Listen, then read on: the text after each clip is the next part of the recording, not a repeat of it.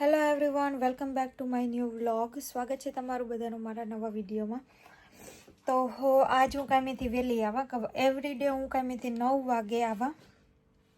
આજ હું 7 વાગે આવતી રહી. તો મેં મસ્ત મરચાં હે ને એમાં શીરું પાડી લીધું અને ચણાનો લોટ પણ મેં હેકે લીધો. પાછળ બધા જેટલા ઠામ હે એ બધા મેં વિસરી લીધા. બધું એટલે બધું કામ થઈ ગયું આપણું ફિનિશ. ને એવું મરચાંનું શાક બનાવવાનું હે. ને આજ હું જરાક શુદ્ધ ગુજરાતીમાં વિડીયો બનાવવા. ઓલા વિડીયોમાં કહે કે ઓ તમે આમ બોલો ને તમે લંડન હે તોય તમે આમ બોલો. તો હવે આપણે શુદ્ધ ગુજરાતીમાં બોલીને વિડીયો બનાવવાનો થાય છે. તો મરચાંમાં મસ્ત શીરું પાડી લીધું, પણ આપણી ભાષા આવે છે હાલે નથી બોલવું. આપણે શુદ્ધ ગુજરાતી આપણે જેમ છે એમ જ ચાલુ રાખીએ. તો મરચાંનું શાક પૂંજાની બહુ ભાવે ને એ મરચાંનું ને કારેલાનું બે એણે બહુ ભાવે ને એવરી ટાઈમ હવે મરચાં ને કારેલા લઈ આવીએ એટલે લગભગ તો બગડે જ જાય. કોઈ દી આજ સુધીમાં અમે શાક બનાવ્યું જ નહીં, બગડી જાય. પણ આજ હું કાંઈથી વહેલી આવતી રહી 7 વાગે તો હું કાંઈ ફટાફટ બનાવી નાખા ને ફટાફટ હુવે જા. તો પછી હે ને કાલે સવારે ઉઠીને રોટલી કરે એટલે 6 વાગે ઉઠવું જોઈએ, બટ ઇટ્સ ઓકે.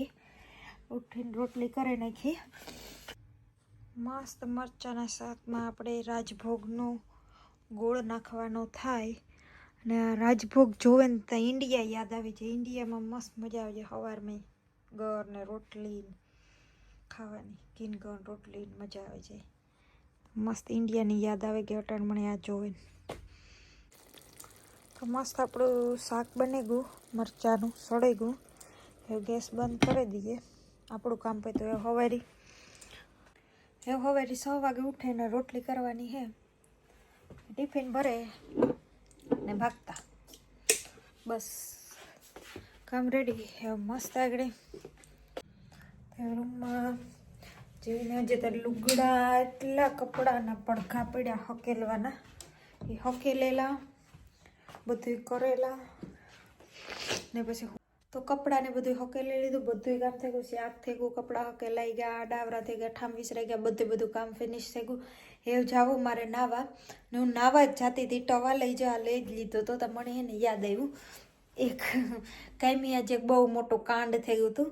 તો કાલે એક ફરી શેર કરતી જા કે આ કેટલું હાર્ડ હોય કામ કરવું. હું જ્યાં ના અમારે 17 થી 18 ડોહા હે, એ બધાય હરખા છે. એક ને બધાને કે એક હરખી ટેવ ને બધાને અલગ અલગ ટેવ હે, પણ હું એક ધ્યાન રાખવા વાળી ન હોય. 4-5 જણીઓ હોય તો એમાંથી એ ડોહીને આજ સવારે ખાવાનું જડ્યું નહીં હોય ને હું ગઈ ભેગી મણી કે ઝટ મણી ખાવાનું દે. હું કહું તો 2 મિનિટ જ્યારે હું કહું હું આગળ જરાક આ ડાવરું કરલા. હજી સવારમાં હું આવે રહી, હજી પૂગે જ રહે. હું કહા ને તું એ કે ઝટ ખાવાનું દે 2 મિનિટ જ્યારે હું મારા મેળા વહી ગઈ. બીજી મેરા ગઈ, બીજીની કે તું દે મને ઝટ ખાવાનું દે. ઓલી ઈણા જેવી ડોહી જેવી જ માથાની તો એનો કીધું કે હું આગળ આપાય કે તું ખાવાનું જડીએ જ નહીં, અટાણે જડીએ જ નહીં. તો એ ડોહી કંઈ ન બોલી. પછી શા બનાવતી હતી 10 વાગે. તો 10 વાગે એ કહે કે મને શા દે. તો ઓલી કે તારા હાટવા છાય ને તે કે સવારમાં સહકાર રાયડું કર્યા. ઓલી ડોહી પછી બહુ એની તો જે કરતી હતી ને એનાથી વધી ગઈ ને રૂમમાં ગઈ. પહેલાં રૂમમાં જઈને દરવાજા પસાડ્યા ને કામ કહેવાય કે એનું સામાન ને બધું વિખેરે નાખ્યો. કે આ વિખેર નાખે આની પાછું કરવું પડે ને એ કરે ને. કોઈ એના વાહેનું વીણી કે હું અહીંયા અવાજું કરે ને તમારા વાહે કોક આવે તે કોઈ ન ગયું ને હું બીજી સાઈડ હતી. મને કંઈ ખબર નહોતા કે આ એટલું બધું હાલે. નકર તમારા મેનેજરને કહેવાનું હોય એટલું બધું કંઈ થઈ જાય ને. એ રોતા તો હું ઓલી સાઈડથી આ સાઈડ પાસે આવીને તાતા રહોડામાં એની ડસ્ટબીનો ને આખા ફેંકે દીધા ને બધે માદડા મારા દીધા. પછી બીજી સાઈડ ગઈ ને નાથી મેન દોરીથી ભાગી ગઈ. અમારી મેનેજરને હું કે ઉપર જઈને કહેવાય કે હું આ ઓલી કામ કહેવાય કે સટકીને જાય બે તે હું હું વાહે જતા કે ના હું કે કાર લઈને જા.